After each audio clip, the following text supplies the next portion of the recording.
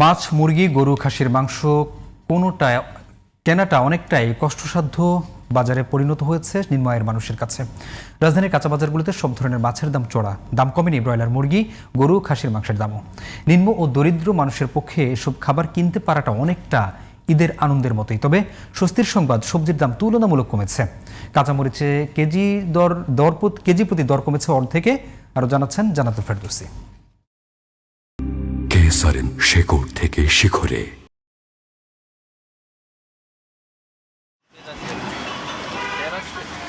সরবরাহ বেড়ে যাওয়ায় কাঁচামরিচ ও বিভিন্ন ধরনের সবজির দাম কিছুটা কমে ৬০ থেকে ৮০ টাকায় নেমেছে। তবে বেগুন, করলা সহ বেশ কিছু সবজি কিনতে ১০০ টাকার বেশি গুনতে হচ্ছে ক্রেতাদের। ফলে বাজারে এসে ক্ষুব্ধ হয়ে ফিরছেন তারা। ১০০ টাকার উপরে যেমন আমরা খালি তাল বেগুনটা, আর করলা হইলো ১০০ টাকা কেজি, উস্তা ১০০ টাকা কেজি।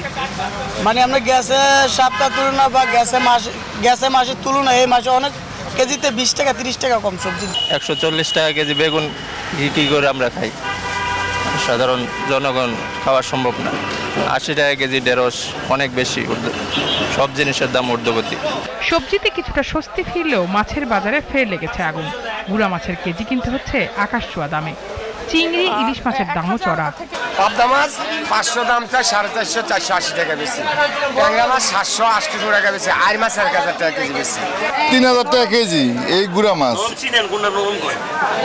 তারপরে কি এর কেনার মধ্যে আছে?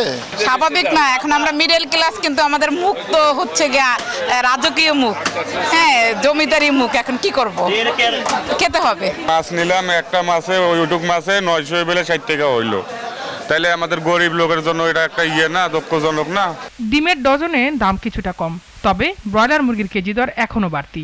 কক লেয়ার মুরগির দাম গত সপ্তাহের তুলনায় কিছুটা কমেছে। ব্রয়লার মুরগি গত সপ্তাহে ১৯০-৮৫ টাকা বিক্রি করছি, আজকে ১৯০-৮৫ এরকম বিক্রি করতে আসছি।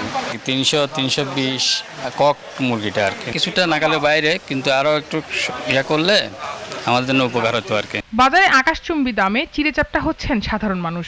আয়ের সাথে ব্যয়ের হিসেবে সামঞ্জস্য না থাকায় বিপাকে রয়েছেন নিম্ন আয়ের মানুষও। একটাই কথা, ভালো না লাগলে ভাই আপনি অন্য দোকানে দেখেন।